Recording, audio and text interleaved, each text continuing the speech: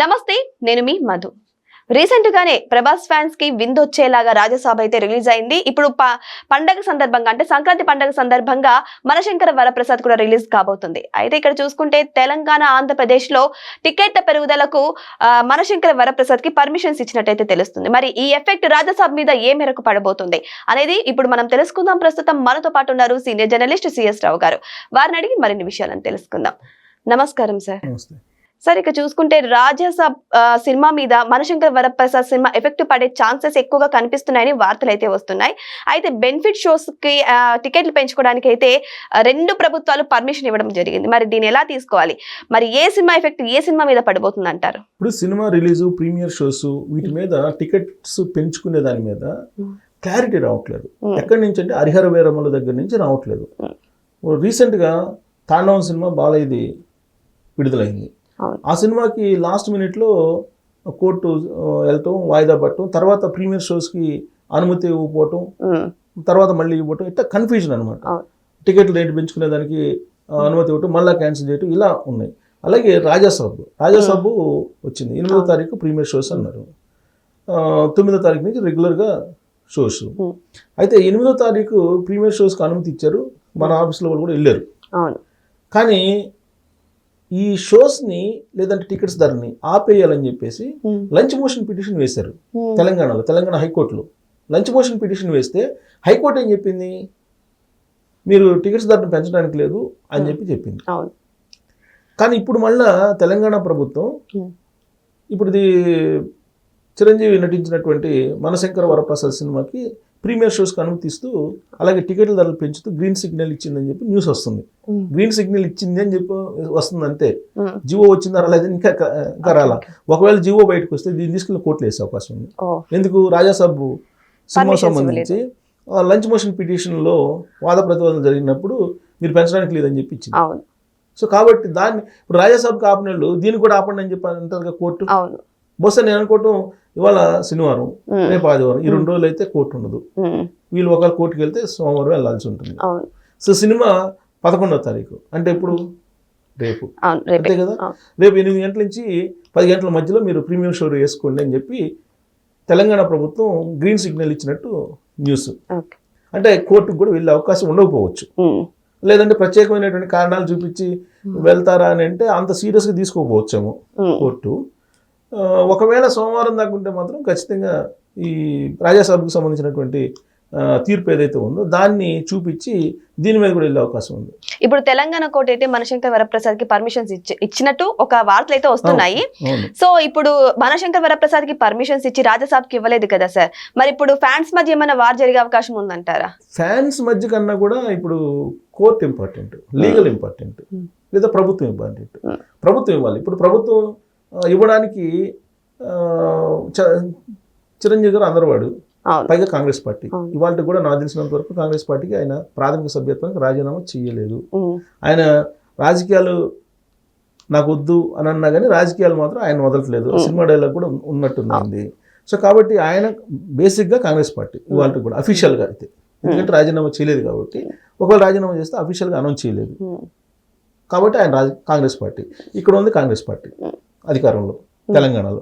So కాబట్టి ఆ కోణం నుంచి చూస్తే ఇక్కడ ఉండే ప్రభుత్వం ఇవ్వడానికి అంగీకరిస్తుంది. ఎందుకంటే అందరూ వాడు ఆయనమి వివాదాలకు దూరంగా ఉంటాడు కాబట్టి, అందరితో బాగుంటాడు కాబట్టి, కాంగ్రెస్ వాళ్ళతో కూడా బాగుంటాడు కాబట్టి ఇచ్చే అవకాశం ఉంది. అందుకే మనశంకర్ వరప్రసాద్కి ప్రీమియర్ షోకి పర్మిషన్ ఇచ్చారు. 600 పెట్టారు టికెట్ రేటు అని చెప్పి కూడా న్యూస్ వస్తుంది. సో కాబట్టి లీగల్ హడ్డీలు అనేది లేకపోవచ్చు మనశంకర్ వరప్రసాద్కి. సాటర్డే, సండే కాబట్టి. మండే ఒకవేళ కోర్టుకి వెళ్తే కనుక లంచ్ మోషన్ పిటిషన్ వేసి మండే అంటే సంక్రాంతి కదా, బహుశా కోర్టు ఉందో లేదో అది కూడా డౌట్. మొత్తం మీద మనశంకర్ వరప్రసాద్ రాజాసాబ్ ఎఫెక్ట్ నుంచి తప్పుకున్నట్టే భావించాలి ప్రస్తుతానికైతే. అది లీగల్గా కూడా. రాజాసాబ్కు మాత్రం ఇబ్బంది అయింది. ప్లస్ ఆ సినిమా మిక్స్డ్ టాక్ వచ్చింది. ప్లస్ ఆ సినిమా కలెక్షన్స్ కూడా ప్రభాస్ని చూసి రావడం తప్పితే సినిమా ఫ్లాప్ టాక్ వచ్చేసింది. సో ఫస్ట్ డే ఏదో ఓపెనింగ్స్ వాళ్ళ అభిమానులు వీళ్ళందరూ కలెక్షన్స్ వచ్చాయి, కానీ తర్వాత సెకండ్ డే నుంచి దానికి అంత టాక్ అయితే పాజిటివ్ టాక్ లేదు. కలెక్షన్స్ కూడా పెద్దగా లేవు అంటున్నారు. ఇప్పుడు రేపటి నుంచి ఇప్పుడు మనశంకర్ వరప్రసాద్ వస్తుంది కాబట్టి దీని ఎఫెక్ట్ రాజాసాబ్ మీద పడుతుంది, రాజాసాబ్ కలెక్షన్స్ మీద. రాజాసాబ్ ఎఫెక్ట్ ఏదన్నా పడిందంటే లీగల్ ఏదన్నా పడుతుంది మనశంకర వరప్రసాద్. అది కూడా హాలిడేస్ కాబట్టి అది కూడా పడకపోవచ్చు. సో కాబట్టి మనశంకర వరప్రసాద్కి క్లీన్గానే గ్రౌండ్ ఉన్నట్టు అనిపిస్తుంది, లైన్ క్లియర్ అయిందని అన్నట్టు అనిపిస్తుంది. ఇప్పుడు తెలంగాణ ప్రభుత్వం టికెట్లు పెంచుకునే దానికి పర్మిషన్ ఇచ్చింది. ఏది సింగిల్ థియేటర్లో 50 రూపాయలు, మల్టీప్లెక్స్లో 100 రూపాయలు పెంచుకోవచ్చు అని చెప్పించింది. ఆంధ్రప్రదేశ్ ప్రభుత్వం 500 రూపాయలు ప్రీమియర్ షోకి టికెట్స్ని వసూలు చేసుకోముంది. అలాగే రెగ్యులర్ షోస్కి వచ్చేసేపు వారం రోజుల పాటు మీకు 100 రూపాయలేమో మామూలు స్క్రీన్స్కి, 120 రూపాయలేమో మల్టీప్లెక్స్లకి పెంచుకోమని చెప్పి ఇచ్చింది. సో 1 వీక్ పాటు క్లియర్. సేమ్ ఇక్కడ కూడా. సో కాబట్టి కలెక్షన్స్ రావడానికి అవకాశం ఉంది. ఏది మనశంకర వరప్రసాద్ బాగుంటే కనుక. సరే యావరేజ్ ఉన్నా కానీ కలెక్షన్స్కి పండుగ సీజన్ కాబట్టి వచ్చే అవకాశం ఉంది. అయితే ఇక్కడ ఈ ట్రైలర్ రిలీజ్ అయింది, పబ్లిసిటీ కూడా అనిల్ రావుపూడి తనదైనటువంటి శైలిలో చేస్తారు. ఎందుకంటే సంక్రాంతికి వస్తున్న సినిమా ఎంత పబ్లిసిటీ చేశారో దానికన్నా ఎక్కువగా దీనికి పబ్లిసిటీ చేశారు. అయితే ఈ కథలో ఏదైనా కొత్తదనం ఉందంటే కొత్తదనం లేదు అని చెప్పి అంటున్నారు. ఉన్నదాన్నే స్క్రీన్ పై అందంగా చూపించాడు అని చెప్పి చెప్తున్నారు. ఎందుకంటే చిరంజీవి గారి బాడీ లాంగ్వేజ్కి, చిరంజీవి గారికి అసెట్ ఏంటి, డ్యాన్స్, హుక్ డ్యాన్స్ ఏదో ఒకటి వచ్చింది. సో ఈ డ్యాన్స్ ఆయనకు ఉన్నటువంటి అడిషనల్ అట్రాక్షన్. ఇది మిగతా హీరోల కన్నా కూడా ఆయనకి డ్యాన్స్ అనేది ఆయన వేస్తే కనుక అందంగా ఉంటుందని, లేదంటే ఈజీగా వేస్తారని, బాడీ లాంగ్వేజ్ ఈజీగా ఉంటుందని చెప్పి ఎవరికైనా తెలుసు అది.